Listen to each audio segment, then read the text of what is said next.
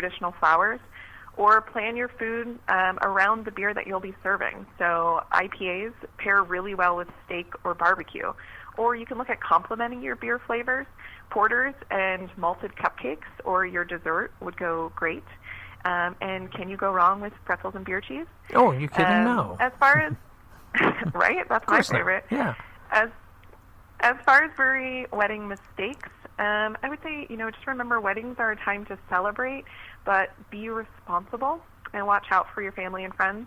And don't make it overcomplicated. We are a very relaxed culture over here in craft beer, so you should be relaxed too. Tell me about the contest that Sierra Nevada is doing. What's going on with you guys? Sure. So Sierra Nevada has been hosting an annual Oktoberfest, and this year will be our 10th year. So we thought to ourselves, well, we can't just do the same thing we've done for the past 9 years. We've got to take this up to the next level. How do we do that? And we actually looked back at the first Oktoberfest, which was actually a royal wedding in Munich in 1810, and that's when it hit us. What if we host craft beer's version of a royal wedding? So with that in mind, we're searching for an engaged couple who loves craft beer so much that their dream is to wed in the middle of an epic Oktoberfest festival in front of 3,200 festival goers. A special panel of judges will actually select the couple to tie the knot on September 27th at Sierra Nevada's Brewery in Chico, California. Oh, how cool is that? Okay, so this is fairly, time range is very close, so this is probably good for somebody who has not made their plans for weddings yet. So how do people get in on this? To enter the contest, couples must upload a short video, 1 minute or less, making the case for why they'd be the perfect candidates to wed at Sierra Nevada's Oktoberfest Royal Wedding. Contest submissions can be made between now and August 15th at oktoberfestwedding.sierranevada.com. And the winners will receive the whole wedding. We've got the whole thing lined up for you: flights, hotel, ceremony, flowers, hair and makeup, cake, and tickets for 50 family and friends. I was going to ask how many people can be invited to this. 50, 50? That's right. 50 people. Okay, good deal. So, and again, it's Oktoberfest Wedding, Oktoberfestwedding.sierranevada.com. You told me, Leanne, that you're newly engaged. How come you're not entering on this? Well, I'll have to be there to run the wedding, of course. Oh, okay. That would kind of get in the way, wouldn't it?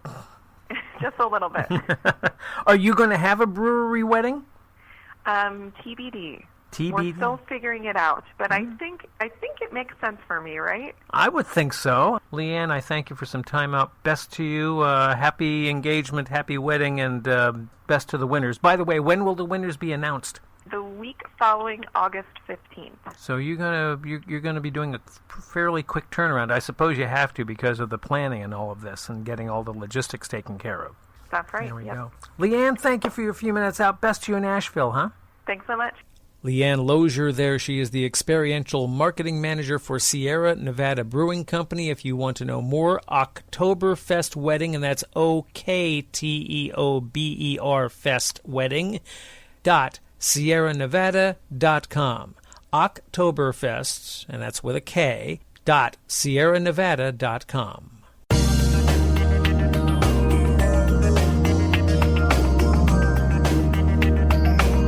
Before we continue our interview with Mark Geller from the Electric Auto Association, I want to remind you that Conversation Collage is available on all the major podcast platforms, so iHeart, TuneIn app, Apple Tunes, it's on YouTube, etc., Spreaker.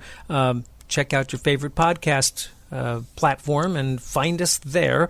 We are also on Instagram. We have a Facebook page, Conversation Collage Podcast, and we'd love to hear from you. So by all means, like us, connect with us, and certainly listen to us. We'd appreciate it. Now, we have Mark Geller. We talked with him a week ago from the Electric Auto Association about electric vehicles.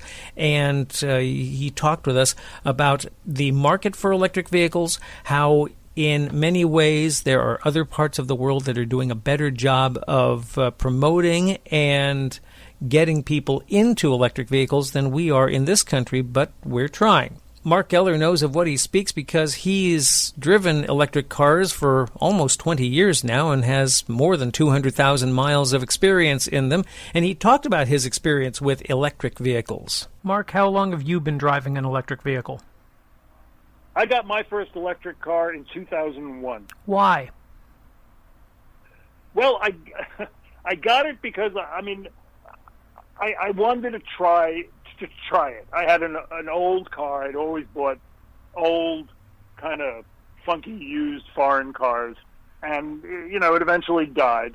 And I thought, what am I going to get? And I didn't know, and I kind of remembered that electric cars had come to exist in California in the late 90s because of an effort made by the government in the state of California, because the air pollution in Los Angeles was so terrible, and it was completely obvious that it had come from gasoline and diesel transportation. So the state made an effort in the 90s to see if we could get electric vehicles into showrooms. And so there was a period between 1997 and 2003 when there was a mandate to create electric vehicles. Around 2000, as my gasoline car was kind of dying, I started looking to see if I could get one, and I was able to get the least of those vehicles because by the time I got interested, the state of California was kind of killing the program, which none of the manufacturers were particularly excited about anyway. Uh-huh. And so I got what was an oddball car marketed by Ford. So it was a Ford Think City, yes, which was actually manufactured in Norway. Uh-huh. Had about 50 miles range. I really thought I'm going to lease this car and decide in a month that this will not meet my needs, but I was quite surprised to find that how well it drove, how quick it was, and how much I liked not going to a gas station. And so since then, it says here on your website, or on the Electric EAA website, it says you've leased or owned 4 electric vehicles since then, or since 2001, driving over 170,000 electric miles. That's, gosh, that's quite... It's well over 200,000 now, I can assure you. How do you like it? I mean, obviously you like it, but how do you like it there, Mark? Everyone's got a different reason they like it.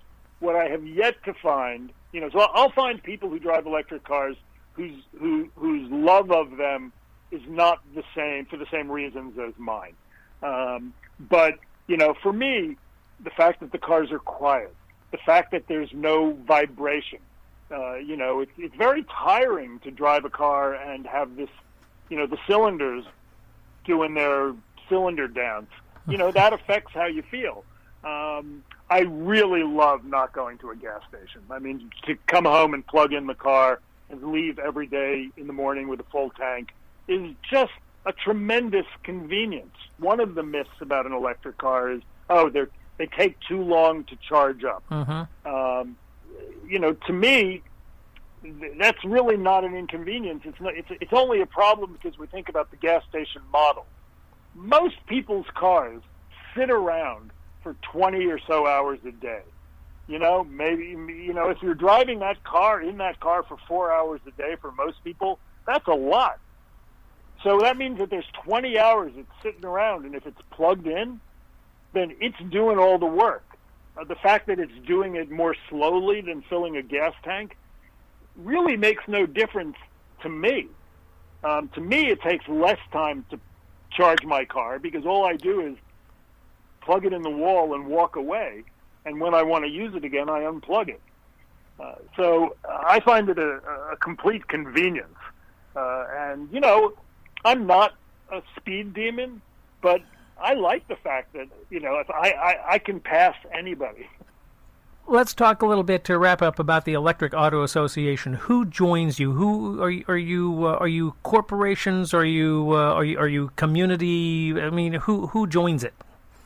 It's a very grassroots organization of local chapters, and the chapters do what the chapters want to do. We are not a centralized organization telling people what to do. So I can assure you that the chapters, in Kansas or the chapter in rural Pennsylvania doesn't look like the chapter in San Francisco. But we may not share a lot of things, but we share a belief that electric transportation is something that this country desperately needs to embrace. So what happens is usually when someone gets an electric car or drives their friend's electric car, and they get a sense that this is pretty cool, they might find the local chapter, join it, and become enthusiastically willing to volunteer at events and sort of share the knowledge.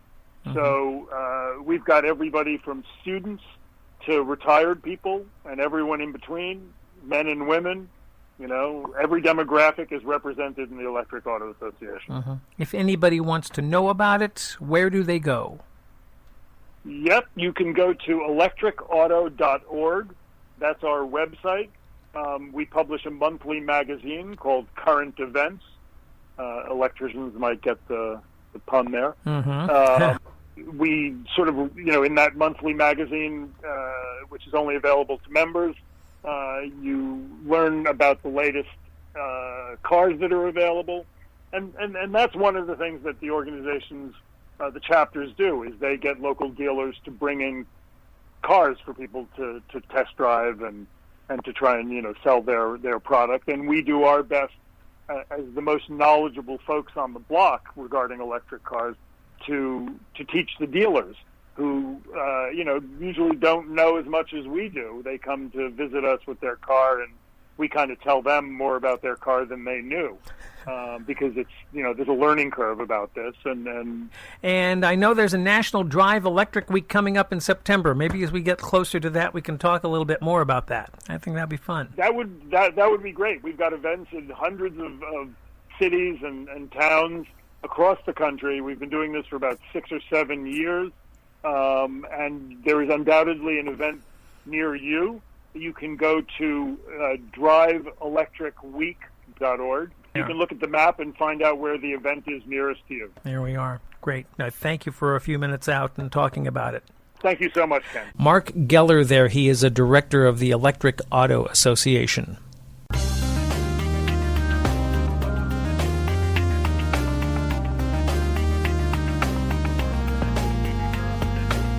And that'll do it for this edition of Conversation Collage. I do want to remind you of the websites to go to. mydogsagame.com is the one that was being talked about with Kate Walsh.